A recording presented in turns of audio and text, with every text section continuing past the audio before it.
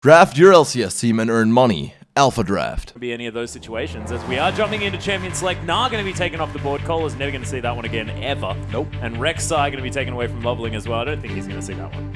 And the priority on that Janna pick didn't really pay off for Starhan Royal Club. They had the last pick potential here, so they probably won't be seeing that Janna. Might even ban it on the red side, but we're seeing some very strong bans come through already. Yeah. It feels like something's going to slip through, though.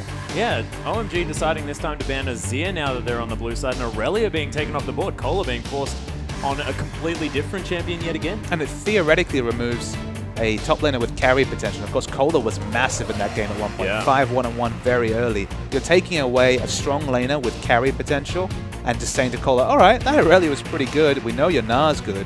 What else you got? Yeah, please show it to us. And Cola's going to have to this game. We'll see what he decides to go with. As Siva's going to get banned away, and Cool going to just instantly. It just log feels in like Cassidy. in the last year or so, it doesn't matter what patch, doesn't matter how many times Riot's like, okay, we don't like this Caston guy, Yeah. nerf.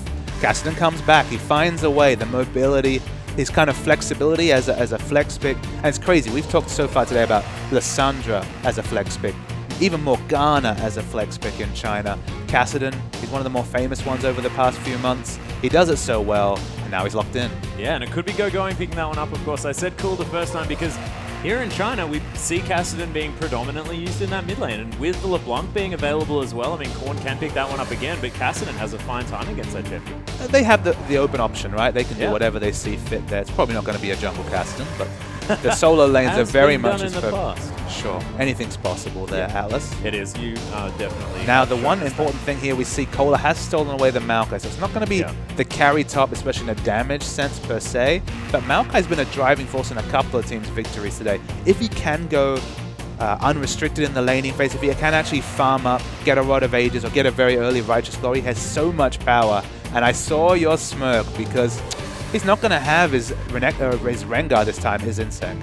Yeah, Loveling actually going to lock that one away. There are, of course, a slew of junglers available here for Insect. Can pick up his very famous Lee Sin if he wants to. HYY hovering over a cute little Vel'Koz, which I very much enjoy. Nocturne another option, so we'll see what Insect decides to go with. We know his champion pool is gigantic. And the Nocturne is locked in here. Wow. Very exciting to see Nocturne come out in the LPL. Oh my gosh, does this mean that we could have a potential double global comp? Let's take Could the let's take a Twisted breath. Fate happen? Let's take a breath. I'm not sure of Korn's ability on that Twisted Fate, but the Nocturne is locked Whoa. in right here. And OMG, If they didn't have damage in their comp beforehand, they certainly do now, ladies well, and gentlemen. the Civ is gone, and the only champion he's shown other than Siva is the Vayne, which, I mean, about as opposite a flavor as you can get between Yeah. two champions. He's maybe not going to lock it in. He's more considering the Tristana, which has been powerful, but any of these picks will be exciting. We'll wait and see what he locks in, but I would expect the LeBlanc to come out here. Syndra is available, so we might see that skill matchup in the mid lane, but the LeBlanc lock-in is what I expect. Yeah, so LeBlanc taken away, and Uzi going to lock in that Vayne as well. So much damage coming in this game for OMG as we look over their full lineup. That's almost, I mean, Loveling going to have to build full tank straight away on this Rengar. Not going to be seeing any Ghost Blades coming through here, but Syndra was available, and Korn going to lock that one away straight away. I mean, you say that Loveling has to build a tank. I mean, he probably should, right? But doesn't mean that he I mean, has to. how many people from OMG are going to be diving into fights here? All four of them are going to be going straight in there. Rengar, Kassadin, LeBlanc. I mean, the double AB assassins. Yeah. But if you build any magic resist, Uzi's going to have a fun time diving into fights too. So this is what we like to see from OMG. It's all right. Last game we had tanks, support mid laners, and like a supportive AD carry. And this time it's actually I'm the carry. No, I'm the carry. No, I'm the carry. And it's going to be fun to see. It's going to be really, really fun to see. And it looks like OMG really going to shake up their playstyle as well this game. Probably going for a lot more picks throughout that early game. Not going to see this sort of rotational play where First Blood doesn't happen until about 15 minutes into this game. You could imagine that we're going to be jumping straight into the action with this one. See, it could be a quiet start to the game, but you just know at one point someone's going to pop off on this OMG side and go crazy. Yeah, so good luck to our observer actually seeing what happens throughout this game and making sure we get the kills, because people could be dying in instants this game.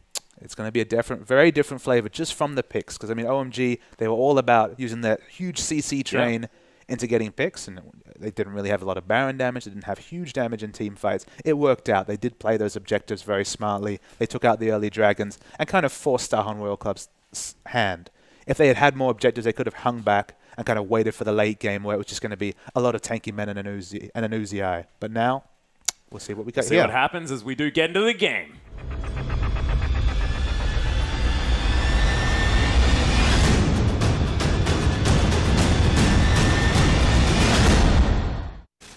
And welcome to the Rift, ladies and gentlemen. OMG now on our blue side and Starhorn Royal Club trying to bounce back here on the red side. Cola picking away that Maokai from Go-Going in the last game, and this time Go-Going opting for a more damage-focused choice. So Janna got to, the third rotation of picks, which is almost unheard of in competitive League of Legends right now. But look at this answering support from Zero. He actually did decide to go with the Vel'Koz, which I sort of passed over, expecting that to not be locked in as the Distortion going to go over the wall. 2 auto attacks, cool. And as casters, we sometimes glaze over some of these more flavorful picks coming out from the enemy team. But if Zero knows anything, it's about laning as Janna. So maybe he has some good ideas about how to lane against Janna. I think we might even see a 2v1 here just because maybe how do I know how much experience OMG have in a competitive setting against the Vel'Koz support? Yeah, and Vel'Koz with a lot of poke potential as well, and if you do manage to land all of his abilities, has so much raw damage power just based on levels that you do pick up on that champion. So we'll see whether Zero can use that to great effect, and we know Zero as a monster support player. And as usual, OMG get very aggressive wards down, and this time on the red side jungle from Starhorn Royal Club. They're still looking for the lane swap, but probably the big thing to me is they're not going to let Insect just farm up to level 6. He's going to have a struggle to get as many camps as he wants. Oh, yes, he is. We'll see whether they do manage to keep him down here. No focus is over on the other side, and it looks to me like Starhorn Royal Club wanting to start at their blue, where no members of OMG are lurking. Oh, Zero. That is not the place you want to be. Does get a W down across the members, but that's all he's going to be able to have as he falls down for first blood. Vel'Koz has a lot of things, but HP is not one of them. Nor mobility. No. So unfortunately, both of those sort of biting him in the butt there a little bit as he does fall down. And this red buff is going to go down early on as well. So if Loveling transitions to his own red buff straight away, you could see Insect possibly starting with only 1 buff this game. So the question I'll raise of Zero there is why choose to re-invade your own red side? We saw that that Insect was in position to take a camp at level 1, so it wasn't like he was fighting for that ward. He had to. He's seen the enemy team come through. He knew they had at least some wards out there, so it just seemed a bit reckless to re-invade the red buff, and he paid for it. Yeah, looks like Insect is going to be able to find his way to the enemy red buff, though, so a bit of vertical jungling going to go on, but Insect not going to fall too far behind. The classic 2v2 top lane situation. Yeah, this is going to come through, and this is something that they did learn by, Zero falling down there in the early game, is the fact that everyone was on that top side. So managing to get the laning situation that they want, bit of a silver lining there on that fairly obvious cloud, as Insect's going to be able to take away the red buff, as we were mentioning. Loveling as well, going down fairly low here in the jungle. He's going to be able to secure his red at the same time, as Low actually getting a lot of poke down onto these guys, and Uzi as well, managing to get a couple of shots. And it's HYY that's taking the punishment as well, and that is not what you want. And I'll speculate and say that this is a counter lane swap here just to get the 2v2 against Vayne. Usually don't want Vayne to get through laning phase unscathed. The last time we saw OMG play Vayne, Uzi actually backed with enough gold to pick up a Blade of the Ruin King straight up, so he went through a laning phase, skipped it basically in a 1v1 situation, and carried from there. So they wanted this 2v2, but the awkward thing is, although Corki's very favorable in a 2v2 versus Vayne, he was actually denied for the first wave or so of CS and experience. The one of the few times we've seen experience denial coming out in the LPL so far because his support died. So he's actually on the back foot this whole laning phase, probably had to skill his Valkyrie at level 2, couldn't go for the damage trades. And Vayne, if she gets to a certain point of power in any lane, can really trade and win a lane. Yeah, not to mention the fact that, they just don't have the confidence as well after losing that first blood. So it would put you in a mental state where it makes it a little bit more difficult to assert the pressure. As we see HYY taking another auto attack from Low, who's playing very far up. Yeah, the only one boon is that you can say, well, at least Zero kept his flash. But if flash was down as well, you know that Lover will be all up in this top lane. Oh, yes, he will. At the moment, hanging out in this bottom lane, looking to try and keep Cola down here on this Maokai, of course, can become that tanky monster as demonstrated by Go-Going in our last match. See whether anything is going to come through. He's just going to back away from that bottom lane as we have a nice Howling Gale landing onto HYY here as well, as Q's going to land onto Low, but...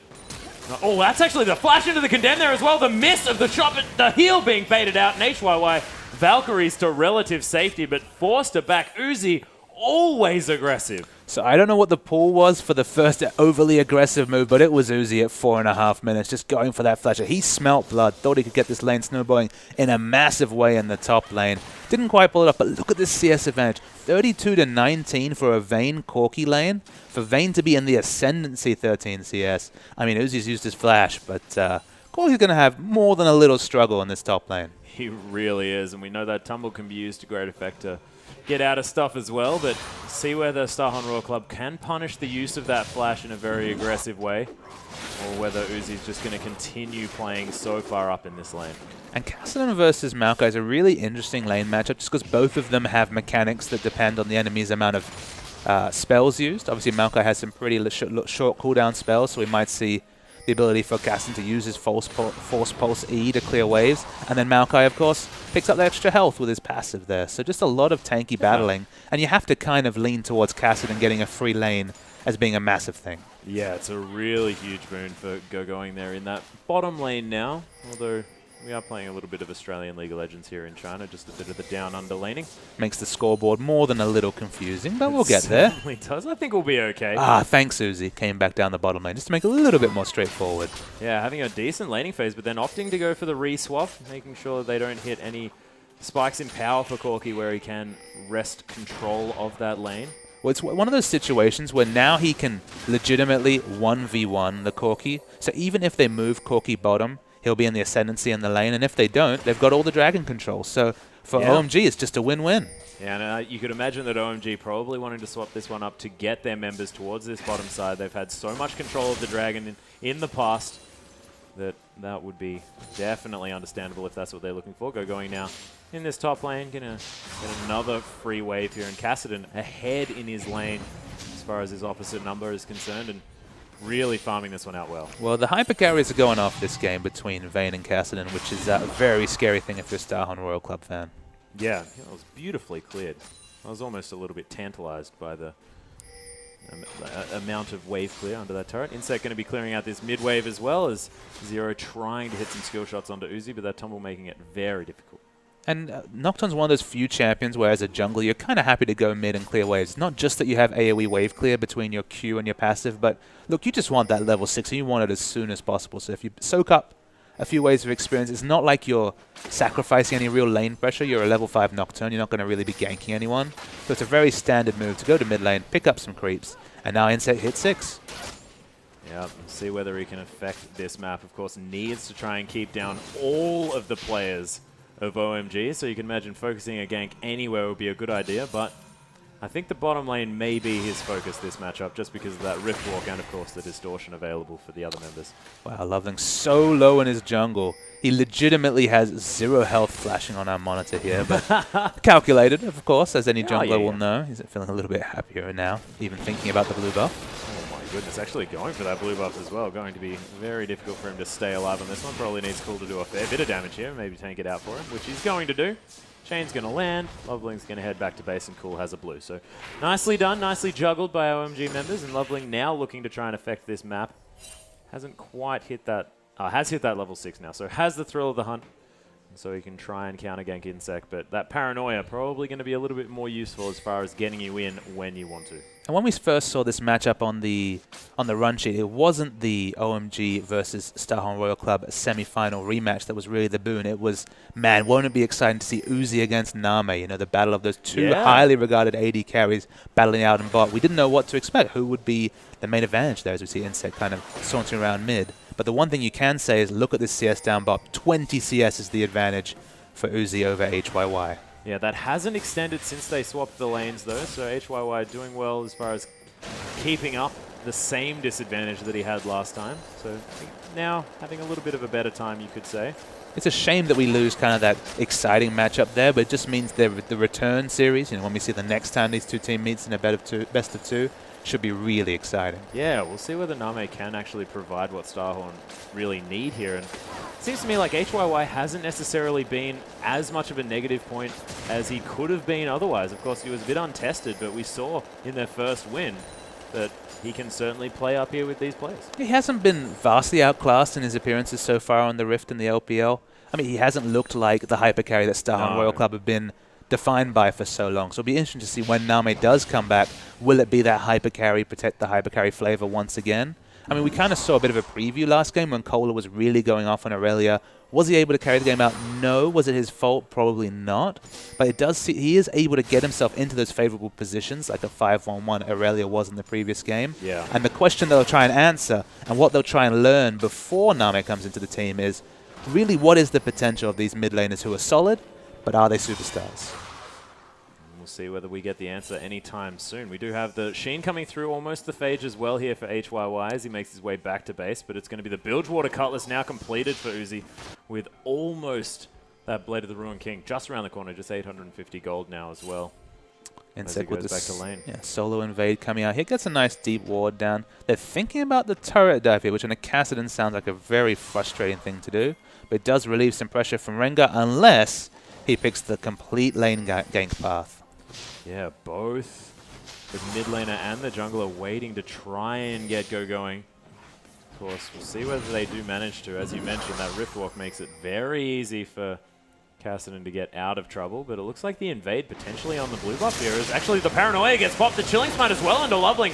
The Irrelevant has been popped, but there's the Unleashed Power, and Korn with a nice Dark Sphere going to pick up that kill. And awkwardly, the flash was used by Loveling there, wasn't able to get over the wall, does perish with his life. And finally, Sahon Royal Club able to exert some early pressure. Yeah, nicely played. Picking up their own kill.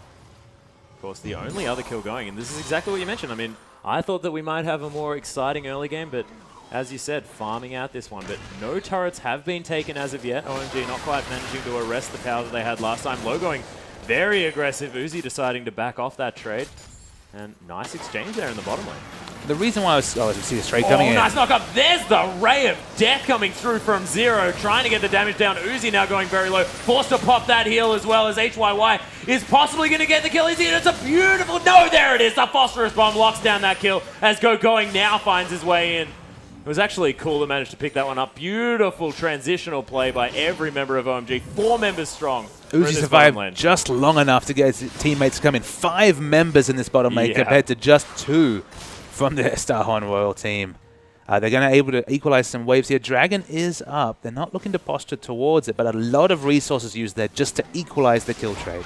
Yeah, in a 1v1. Yeah, we see the replay here. I mean, Uzi gets caught with a knockup and gets so low, but he's not going to back off. He's going to go right back in. Zero doesn't have a lot of answers once he's used his ECC, but the teleport's coming in right here.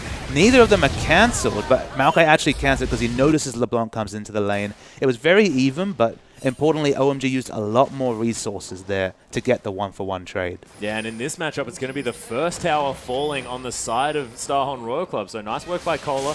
Chains are actually going to land here by Cool, though, and does actually get caught up here as Going's found his way in. Kohler in a lot of trouble. Has his flash, but he's not going to be able to use it, I don't think, because the chase potential coming out of especially these 2 champions too high. Now they are able to trade this gank in the top for Dragon, though, so that's a good trade coming down for Starhorn Royal Club. They'll accept that. No magic resist built on Maokai. Actually goes for the very quick Rod of Ages. Exceedingly quick. 13 minutes is the earliest Rod of Ages we've seen so far. So excellent CS coming out from Maokai, but no magic mantle like we saw out of Going. No boots even completed there. In fact, no, he's changed his build around. No Rod of Ages. It's going to be the Righteous Glory. Yeah, it was actually, in fact, Going that picks up the Rod of Ages this time, and Righteous Glory does seem to be the pickup. We'll see whether this version of Maokai going to be as effective as Going's in the last match. Of course, with a lot more engage power now as well. As actually, there's the knockup coming onto Uzi as well. Beautiful trading coming through here by Zero's. Valkyrie's going to get forced out. There's a Disintegration Ray onto Uzi as well. Does get shielded. Not entirely sure whether he's going to be able to get back in. Of course, he's very low, and the poke coming through from this bottom lane very high. It's super interesting to see these damage and all-in trades coming out with the Vel'Koz support. Zero's ability to hit those E knockups has been unbelievable. If he's missed one of those in either of those team fights, it would have been a 1 skirmish for OMG. So Zero, he's trying something different, but at least he's performing very admirably on that champion. He really is, and that Disintegration Ray doing a lot of work, making sure Uzi couldn't capitalize on the low HYY. Vel'Koz seems to be working, but they are still going to lose a turret. They lose that turret here. We see pings coming onto Kassadin in the top lane. He obviously has some Riftwalk stacks available, so very hard to chase down. But Insect, he wants to keep trying to boss around this blue side of OMG. Yeah, we've got Cola here as well. They are going to be able to steal away this blue buff, it seems. Is Korn going to throw a ball at it? Ooh, Loveling's actually popped the Thrill of the Hunt there, though. They do manage to take the blue, but Korn does get a combo off. Didn't really seem to do very much at all, though. Important thing there was securing the blue buff away from Core, stopping some of that assassination potential coming out from the LeBlanc there. Let's go going spots the wall. He's going to clear that out. It's been good to see Royal Club identifying their points of power, which is their control around the enemy blue buff, and picking them up. Ooh, cool, actually getting caught by the Scout of the Week, and of course the knock up there as well. Chain's not going to find their mark. Some important power spikes being picked up here very early by the Ruin King, but Cola's in trouble. Lands. Cola gets bursted down very low straight up as Lou's actually going to use that Monsoon just in order to heal himself and his teammates. It's worth noting here, no Trinity Force completed on Corki, Blade of the Ruin King and Boots 2 completed on Vayne. 30 CS is the advantage there, and even though it's a 0-1-2 Vayne, she's ready to split and ready to fight. She certainly is. Of course, that Blade of the Ruin King power spike is never something that should be ever understated or underestimated. As Cool now being forced to try and clear out these waves. Is LeBlanc, though, so not going to have a great time doing that. And this wave going to be taken. Starhorn Royal Club with a lot of power over these objectives. I'm really impressed that Starhorn Royal Club have been able to identify that the only way that OMG can clear waves at this point is LeBlanc using her distortion and, of course, mimic distortion. And without a blue buff, not having the mana sustain to be able to do that, they're able to go in there, steal away buffs, take advanced vision, just because they recognize the wave clear on OMG. It's not there. Yeah, and it seems like OMG are doing fine around this map. Of course, 101 Kassadin is a fantastic thing. Vayne with now Blade of the Ruin King and a huge CS advantage in about 40 CS at this stage is brilliant, but Starhorn Royal Club are rotating really well this game. They are, and this is probably where we're going to start seeing the split push there. We see Vayne in the bottom lane. We're going to see Uzi pushing very aggressively here, looking for warding support. He's already got plenty of defensive wards aggressively put in towards that blue side for Starhorn Royal Club. And Corki, he's got a Trinity Force, but he has no answers for this Vayne right now. No, he doesn't. He's going to be able to try and pick up this wave here as the Gromp is going to get started by Uzi. You can see HYY playing very safe, not going to be looking aggressively for any fights here. Yeah, HYY is going to control the wave as much as possible, keep it under his turret so that Uzi has to really Cool maybe in the wrong spot here as the Mimic gets caught out. Insect's actually going to flash away, but you can see gone back to the distortion. Cool, comes back in again, uses that flash, does manage to escape once more as Going turns up. Loveling's here as well, but look at how squishy is Cola. Finds his mark. That heal's not going to be enough as Going comes around. The Ignite's onto Korn here as well. He's going to fall down. Going's now a monster on this Kassadin. Cola as well, so low. Twisted advances to try and get onto Going, but there is the sigil of malice, and he's going to fall down to that one. So a messy fight, but 1-1 by OMG. I have no words to explain how good it was played by Cool there to stay alive. His use of his passive, his juking was unbelievable, and he even tops it off with a kill at the end. Is there no answer to Cool on LeBlanc? That's the question I have to ask.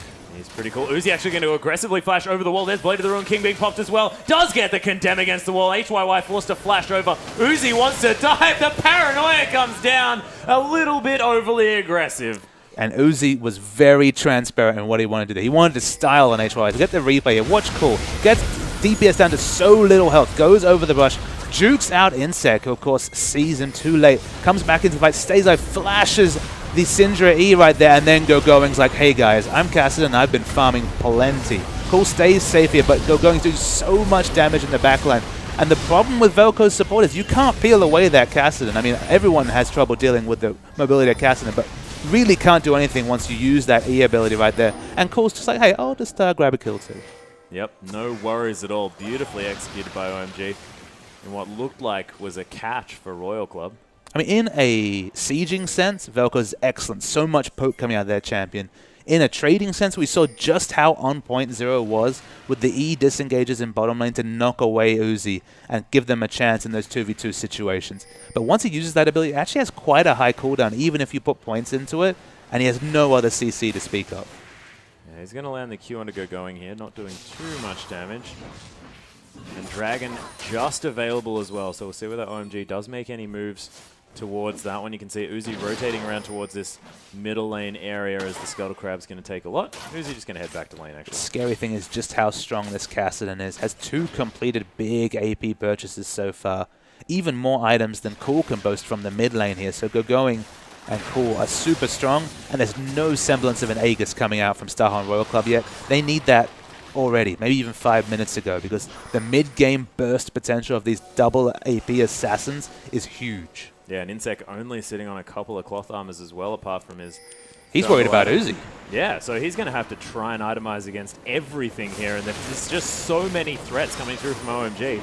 They are going to be able to easily take away this dragon as well, unbeknownst to Starhorn Royal Club. And you can feel sorry for Starhorn Royal Club just because there's so many different types of damage to deal with here. There's no real correct itemization path for Insec. There's every correct itemization. The only way you could really kind of split the difference is get an Aegis and just go for the team fights 5v4, 4v4, and just hope that HYY can play safe in the bottom lane. Because if you itemize for Uzi, you're sort of saying that you're going to hang with him when he split pushes. It's going to be a split push favor. That's what he's shown on this Vayne. He's going to build that Ghost Blade and just push bottom all day. And Insec theoretically should get an Aegis and dive into these team fights, because that's the best shot they have. Yeah, and we'll see whether they can manage to get to that mark. Of course, what you have to do is be able to get the money in order to afford the Aegis. So Starhorn Royal Club trying their very best to get back into this one. 6 kills now to 3 at 21 minutes into this game. Another couple of minutes until Going's Rod of Ages is fully charged up and he hits that big Rod of Ages spike. OMG still have work to do to get the advanced wards down they want before any objectives come up here. It's a very nice defensive ward, pink ward, especially set up from Starhorn Royal Club here, so they at least know that they're not bleeding anything extra. But the issue here, huge wave down bottom, Vayne free farming, nobody pressuring her. Vayne's going to get really, really strong. Yeah, and this is what happens when you have so many threats on the side of OMG. Everyone has to be answered, and of course, one's always going to fall through the cracks. So when you've got the likes of Going on Kassadin and Uzi on Vayne, I mean, who do you answer first?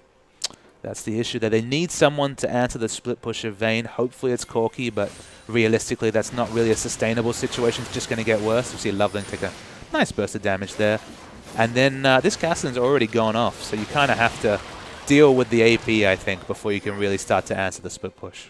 Yeah, OMG not going to be able to clear out that pink ward. A nice defense by Starhorn Royal Club.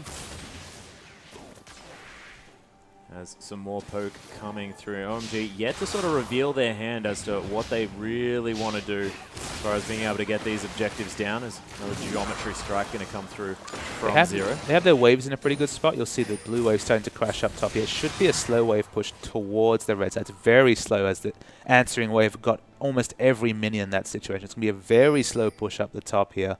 No dragon available here, so no big objectives to pick up. But they're happy with their wave control right now, and Uzi's gone back. He's picked up the Ghost Blade. He's basically the lord of the split push right now, and he's just waiting for someone to come and answer him. Yeah, that purple split build. Wanting one person just to come and check out his sweet new purple stuff. Hey, sweet new red buff too. Yeah, no worries at all. A nice geometry maneuver by Zero. He's landing a lot of his abilities on this Vel'Koz. Looks very comfortable on the quite unorthodox pick. Yeah, when we hover over him, it'll be interesting to see what he's maxing, just because he's gotten so much purchase value out of the E there, the disengage that it provides. But usually as a Vel'Koz support, you want to max the Q just for the poke.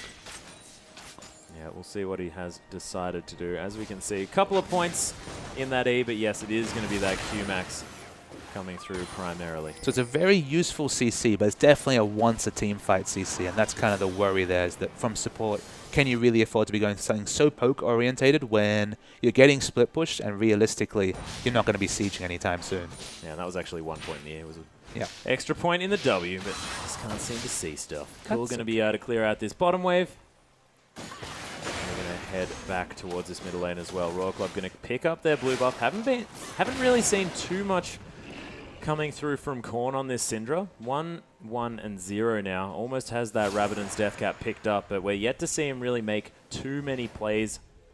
Did manage to pick up the kill on the Loveling earlier on, but not much to speak of here. And we're starting to see, for the second time tonight, the Corki identity crisis that comes out. If you're picking up that beautiful mid-game items, you know, the Trinity Force and the Sorcerer's Shoes, but your team's losing to the point where you can't really group and take objectives. That's the issue there, is that it's a wonderful team fight, poking, sieging item build, and of course they have that poking support in Zero. But when you're behind, it feels good to have those items, but you just have no answer to what Vayne can present for you in a split push situation. No.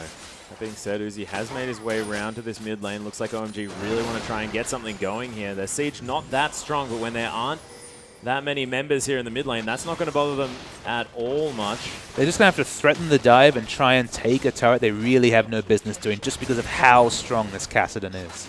He really is waiting off to the side there as well. Cleared out the pink ward that was in that little Raptor brush. Scout of the Week going to come through just to scout out. Another pink ward going to be placed.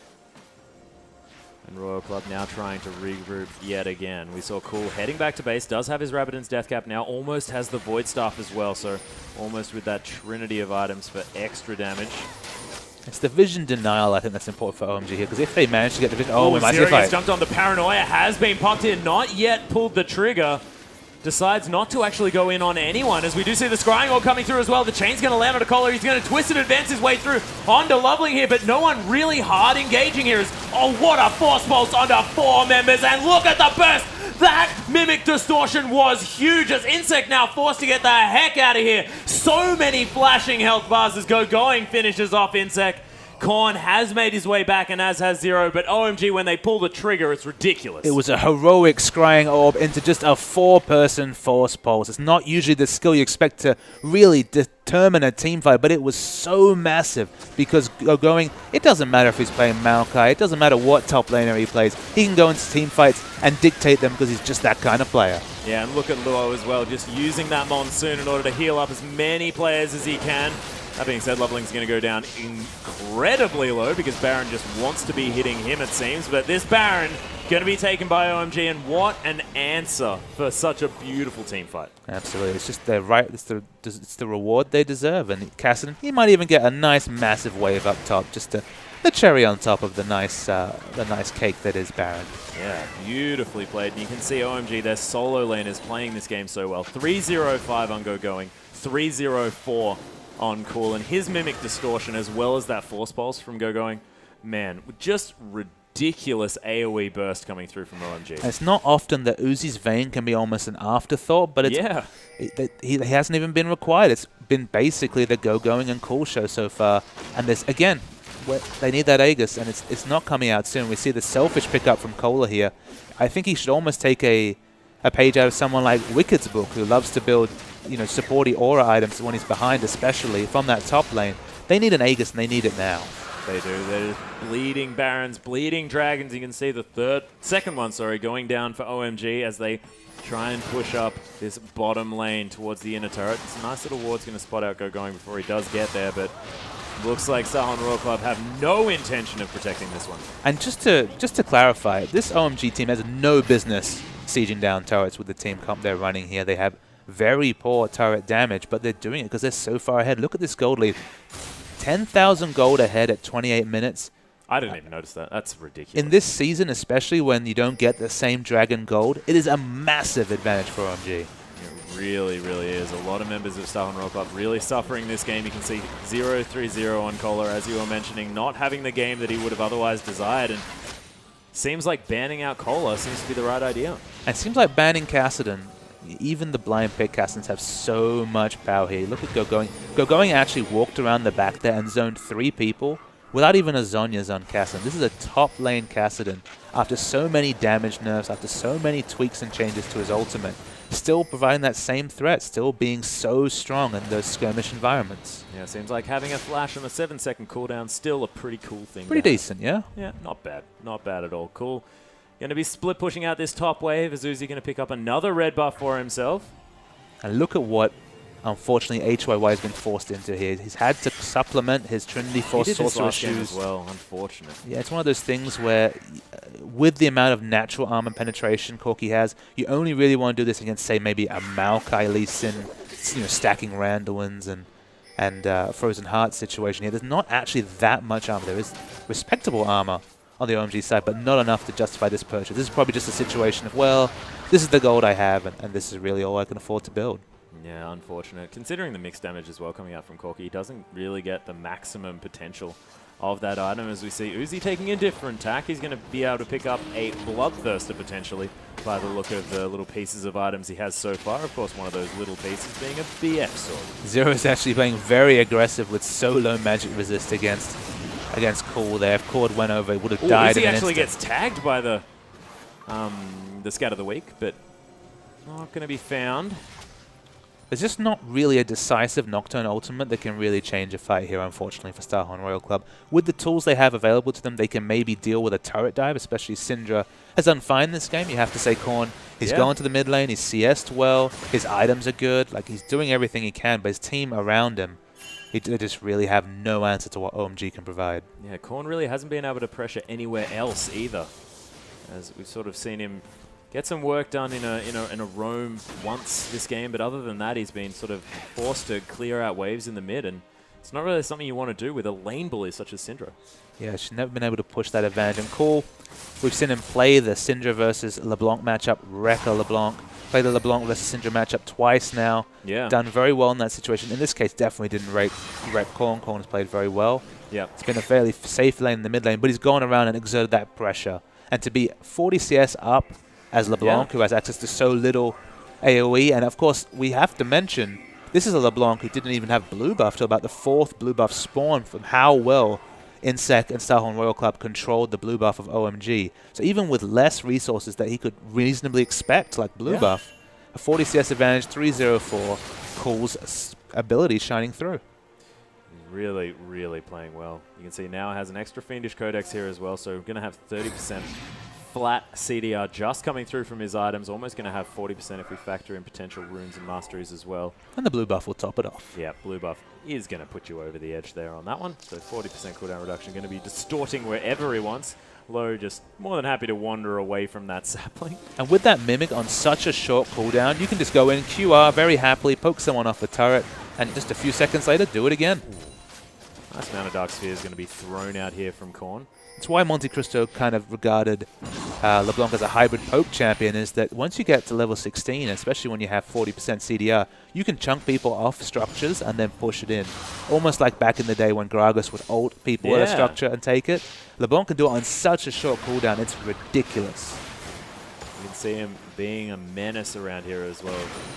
Just distorting in, distorting back out again at will almost. Just they have Starhorn Royal Club on the ropes, and I think this has a lot to do with their performance in the last game as well. I mean, OMG just tearing them apart, and now it's just Royal Club just don't quite know what to do without their star player Name on their side. It's always this flavor on OMG though. What do OMG have access to? Basically, Starhorn Royal Club only have access to the minions crashing onto their turret. They're not getting anywhere near their Raptor camp, let alone Baron, let alone Red Buff. They've got access to nothing. And this is the OMG, the calculated, objective control team that we've come to love.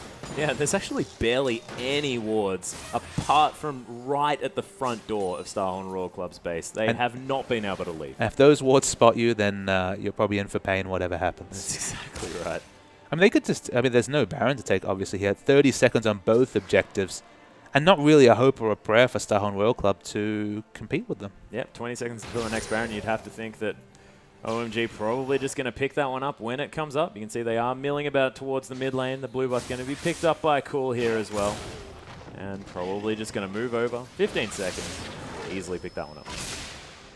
Yep, they're going to get the Scotto Crab just to get complete dominance on this objective here. We're waiting for Starhorn Royal Club to push out their vision, but they just can't. Like, Zero on a very squishy support. Can't do much. Hunt has been popped here. Loveling really wants to make something happen. Scrying Orb in the backside as well. As Lure is just going to come through, flashing right onto the members in the backside. It's going to be a heroic play by Luo as Uzi does manage to dodge out of the way of that one, but the Disintegration Ray doing work. Here's the rest of the team as OMG pile on to Starhorn Royal Club. Cola trying to tank everyone up. It is going to be going falling down after an over-aggressive Zhonya's play. And the rest of OMG now searching for Cola as Cool actually taking a lot of punishment here.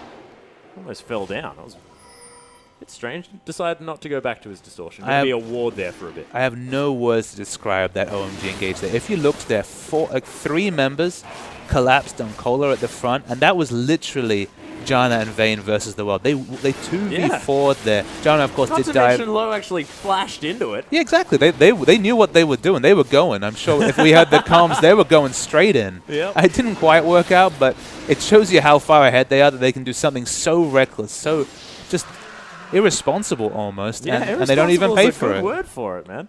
When you're this far ahead to basically say, yep, let's do this is crazy, but that's the OMG. Yeah, you can see barely any cooldown on that distortion now, able just to bounce around this map. It's trying to compete with Cassidy for mobility. Yeah, it's a tough ask. It is definitely a tough ask, as we have a Void Staff being picked up now by Going after he died for his first time. And a DFG looks to be the option here from Cool, so a very scary LeBlanc. And it is actually the tanky Rengar we do see, so I guess Loveling has realized that he's the only person here not looking to carry this game. He's chilled, he's building up the randoms to be a bit of a frontliner. Luo is just crazy this game, I mean, with those engages. Oh, yeah. But doing just fine. The Infinity Edge is the third pickup here on Uzi. I mean, this single target damage, just disgusting. Yeah, he actually went back to base with that longsword MBF, so decided that he'd pick up a full Infinity Edge before that last fight, and now has his Quicksilver Sash and that Vampiric Scepter as well. This Vayne is getting gigantic as the next Baron is going to be falling down here. 15,000 gold now the lead for OMG, and another Baron going to fall. And just given how the fights are going, he doesn't need that Bloodthirster shield or that 20% extra lifesteal on top of the Blade of the Ruined King in order to top off in fights. Go the aggressive route, have the QSS as a defensive option, and just rip through this Dahon Royal Club team. Yeah, he's able to wreck these people, definitely. DFG has now been finished up by Cool, so even more assassination potential. I don't think he needed necessarily very much more, but now, of course, a single target of his desire will be falling off this map as HYY unable to even pick up his third item in the Blade of the Ruined King just yet. It's not often as a 2.5, 3 item Maokai that you feel vulnerable against an enemy team, but you look down these items and as Maokai, you're starting feeling pretty squishy.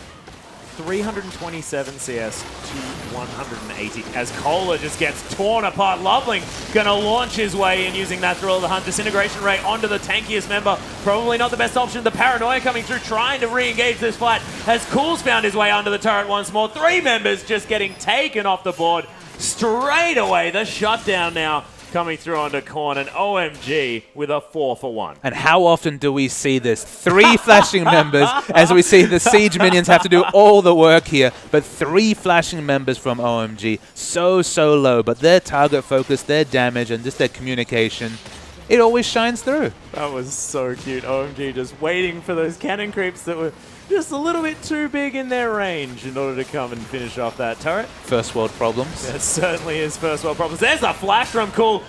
Jumps into the fountain to finish off HYY as the second Nexus turret's going to fall, and OMG yet again with a phenomenal performance here against Dahon Royal Club. The Nexus falls down, and what a beautiful, beautiful game to watch if you're an OMG fan. Yeah, what a series. And OMG just flexing their muscles, showing their carry power. Yeah. And the most impressive thing is they went from that low damage pick control comp there without those 3 carries. They really had only just the 1 carry in the first game.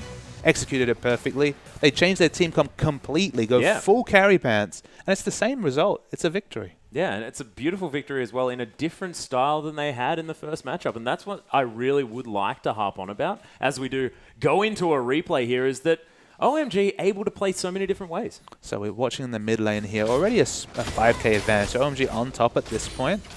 We're watching around here. Loveling goes for the really aggressive engage right here. And the disengage is good from Starhorn Royal Club. They think they've gotten off a fight here. But look at that scrying orb. And then the Force Pulse is going to come very soon. They go and use everything on Loveling, who's already super tanky. But it's this Force Pulse is massive from going. The AoE stacking damage that came out from Cool's Mimic Distortion was just disgusting. And, well, an Insect, there's nothing he could do. Yeah, just taken off the board. Going getting a very, very deserved kill. And you have to say that that game was all about their solo laners on the side of OMG. And when you couple that with now Uzi in the AD carry role, it's an embarrassment of riches. It's such a scary team to think about, especially when their communication is so beautiful. And the only question we have is, what's it like when they're behind? What's it like when maybe there's some of those personalities and the ego of 3 carry players starts to come to the front? But they weren't tested in that series. They looked very, very impressive. Yeah, seeing impressive performances from Invictus Game.